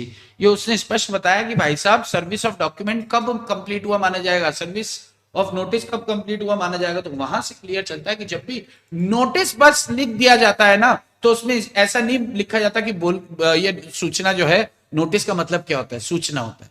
नोटिस का मतलब कागज मत समझो, नोटिस का मतलब सूचना होता है। आपको उन्हें सूचना देनी है। अब ये सूचना ओरल भी हो सकती है, रिटर्न भी हो सकती है। हम इसको ओरल भी तो समझ सकते थे, लेकिन हम पूरे एक्ट को पढ़े तो सेक्शन 20 के अंदर एक जगह लिखा है कि रिटर्न रिटर्न में होना चाहिए, और पूरे एक्ट में नोटिस नोटिस नोटिस लिखा है, कहीं लिखा है कि रिटर्न में दो। बात समझ में आ रही है? तो this is all about of what? Internal aids. Clear है क्या? हाँ बोलोगे तो चैप्टर खत्म हो चुका, टॉपिक खत्म हो चुका। थोड़ा सा बोरिंग था शायद ये, लेकिन आपको एक्चुअली ना इसको मैंने भाग के कोशिश करी है इसलिए क्योंकि ये अपने आप में उतना महत्वपूर्ण नहीं है। 6 नंबर का क्वेश्चन आएगा तो 2-2 नंबर के 2-2 लाइन आपको सब टॉपिक्स में लिख देनी है। सबसे पहले क्या था? टाइटल। 2-2 लाइन लिख हैं यार, उतना तो अपन ने रेडी किया है इसको। सबसे पहले देखो, एक्ट में सबसे पहले क्या चीज आती है? टाइटल, यानी कि एक्ट का नाम। सबसे पहले एक्ट में क्या चीज आती है? टाइटल, यानी कि एक्ट का नाम। उसके बाद क्या आता है? प्रियम्बल। हर एक्ट में सबसे पहले नाम आता है, फिर प्रियम्बल आता है। उसके बाद चैप्टर्स कौन कौन से हैं वो सब आते हैं। चैप्टर्स आ गए, फिर चैप्टर्स के अंदर क्या होता है? सेक्शंस होती हैं। सेक्शन के अंदर डेफिनेशन होती है तमाम तरह की। शुरू कहां से होती है? सेक्शन डेफिनेशन से। डेफिनेशन के बाद इलस्ट्रेशन भी होंगे और एक्सेप्शंस भी होंगे और एक्सप्लेनेशंस भी होंगे। इन तीनों को एक साथ पढ़ो आप। इलस्ट्रेशंस भी होंगे और प्रोविजो यानी कि एक्सेप्शंस भी होंगे और एक्सप्लेनेशंस भी होंगे। अच्छा, लास्ट में शेड्यूल पकड़ लो और पूरे एक्ट को एक साथ पढ़ लो। फिर से सुन, मेरे साथ साथ दोहराना। आप मेरे साथ साथ दोहराना, मुझे सुनाई नहीं देगा, लेकिन मेरे साथ साथ आप दोहराना। मैं ऐसा मान लूंगा कि आप साथ में दोहरा रहे हैं। ध्यान से सुनो। सबसे पहले हम क्या बात कर रहे हैं? इंटरनल एड की बात कर रहे हैं। सबसे पहले क्या होता है? टाइटल होता है।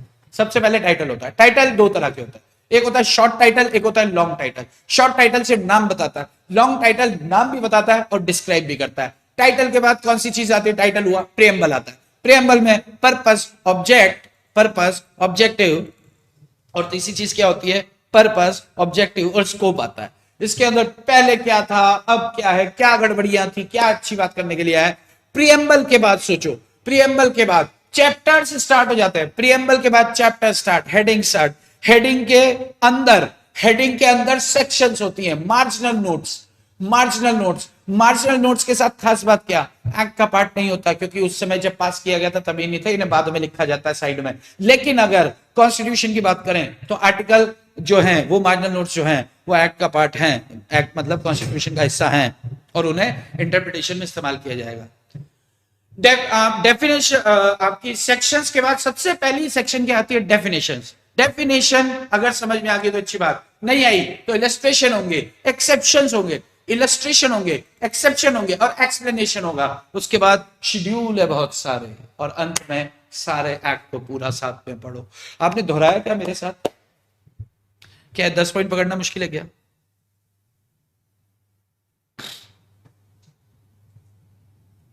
क्या है 10 पॉइंट पकड़ना मुश्किल है क्या? बोलो ना। सबसे पहले टाइटल, मैं बिना देखे बोल रहा हूं, देखो सबसे पहला टाइटल, सेकंड प्रेम्बल, प्रेम्बल के बाद हेडिंग चालू है, हेडिंग के अंदर सेक्शन, सबसे पहला सेक्शन डेफिनेशन, डेफिनेशन में तीन चीज, इलस्ट्रेशन, एक्सेप्शन, इलस्ट्रेशन, एक्सेप्शन और एक्सप्लेनेशन, दो बचे शेड्यूल्स, और लास्ट में सारा act whole as a whole पढ़ो, पूरा का पूरा साथ में पढ़ो। कितने लोग को समझ में आ रहा है? 10 पॉइंट्स, 10 पॉइंट्स बोलो रे। थकान हो रही है यार। नो सर, क्या no? No sir easy. Raunak क्या हुआ बेटा?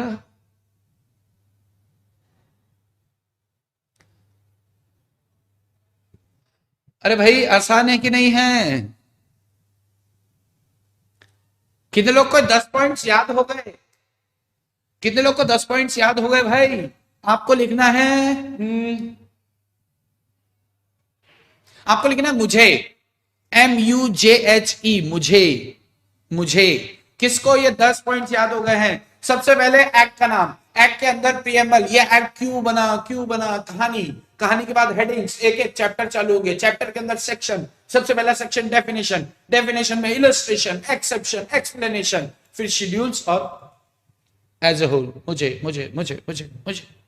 Yes, very good very good very good very good very good. Raunak आपके साथ क्या है? आंसर करो जी। मुगा, मुगा भी हुआ है आर्यन को। मुझे, अरे आप तो नो सर बोल रहे थे पहले। अच्छा किसी और क्वेश्चन का आंसर था, चलिए। तो मुझे नहीं लगता कि इसको लिखवाने की जरूरत है, क्योंकि दो दो लाइन आप मॉड्यूल से इसको गो थ्रू कर सकते हैं। तो आज के लिए आपका होमवर्क रहेगा कि मॉड्यूल जो आपका है, स्टडी मटेरियल जो है, वहां से आप इसको एक बार गो थ्रू कर लीजिएगा। आप कर लेंगे बॉस इसको? क्योंकि फिर इसके बाद मैं आपको बताता हूं, देखो कुटे गिला, ये रहा, ये आपके यहां पर खत्म, एक्सप्लेनेशन हो गया। कौन, ये देखो, ये आपका पेज नंबर, ये नोटिस वाला एग्जांपल दे रखा है, जो मैंने नोटिस का एग्जांपल लिया ना, ये सब मॉड्यूल से ले रहा हूं, क्योंकि मॉड्यूल से ही क्वेश्चन बनने के चांसेस आते हैं आपके।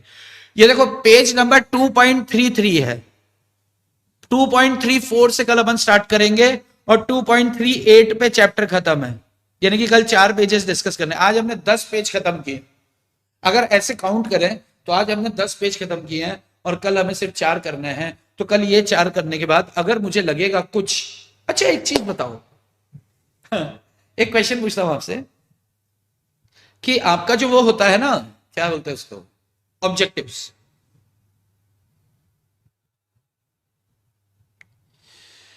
आपके ये GCA plus FEMA plus GCA plus FEMA plus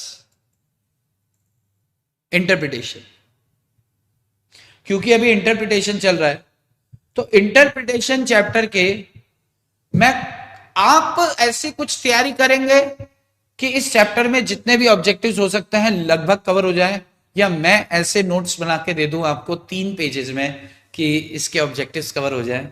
अब देखना आप कितने होशियार बनोगे। इसकी क्या आप ऐसे तैयारी कर पाओगे इंटरप्रिटेशन चैप्टर की कि इसके ऑब्जेक्टिव्स आपसे तैयार हो जाए, या स्पेसिफिकली अलग से 3 पेज में आपको दे दूं कि जिसमें आप पढ़ें और आपके ऑब्जेक्टिव्स एक साइड से तैयार हो जाए? देखना, होशियारी देखना, एक एक की होशियारी देखना।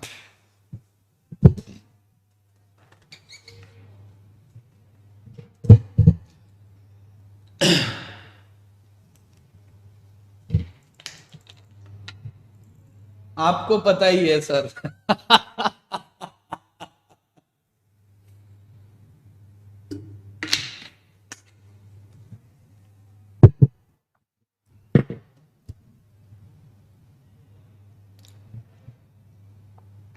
आप बना दो, आप बना दो, बहुत बढ़िया।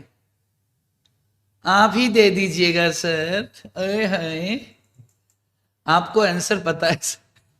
चलिए, तो इसके लिए मैं थोड़ा सा समय लूंगा, लेकिन हाँ, इंटरप्रिटेशन की कोशिश करूंगा कि जितने चुन चुन के निकाल सकता हूं ना, क्योंकि अपन ने बहुत चुन चुन के पढ़ा है।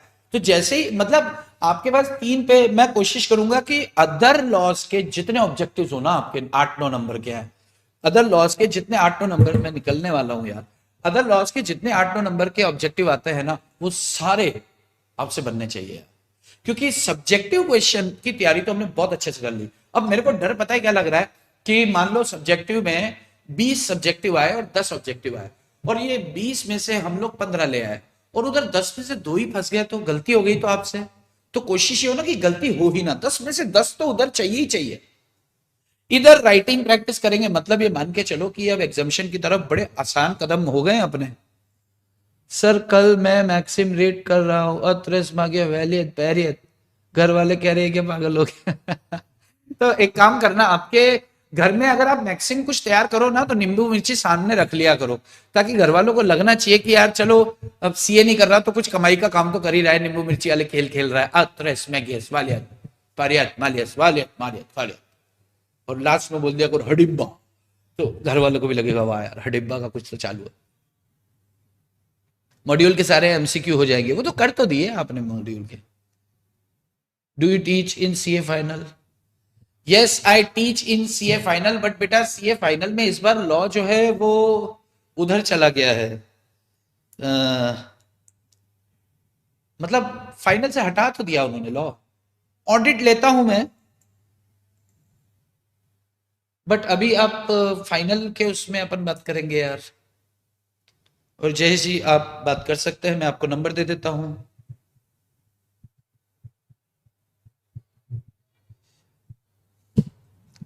आप इस नंबर पे सेव कर लो। फाइनल का नवंबर अटेम्प्ट के लिए ऑडिट मिलेगा, ये अटेम्प्ट मई अटेम्प्ट के लिए कुछ नहीं मिलेगा। नवंबर अटेम्प्ट के लिए ऑडिट मिलेगा, नवंबर अटेम्प्ट के लिए ऑडिट आपका इंटर का भी मिलेगा, लेकिन ये अटेम्प्ट के लिए आपको सीए फाइनल का कुछ अवेलेबल नहीं हो पाएगा। यस, चलिए। सेल्फ प्लेस मॉड्यूल में ही, हाँ बताया मैंने, सेल्फ प्रैक्टिस में है। तो क्या करें, छुट्टी कर दे क्या? छुट्टी कर दे क्या?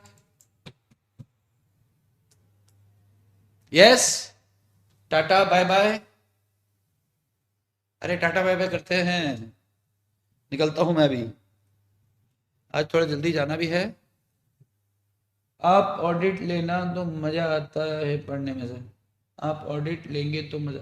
अरे ऑडिट लेंगे अपन, बहुत अच्छे से करेंगे, और उसमें भी अपन बात 70 से कम करेंगे ही नहीं। अपन ऐसा नहीं कि ये कर लो तो पास हो जाओगे, वो कर लो तो पास हो जाओगे, नहीं, पास तो होना ही नहीं है ना। अपन को दूसरे सब्जेक्ट में मदद देनी है हमारे सब्जेक्ट से।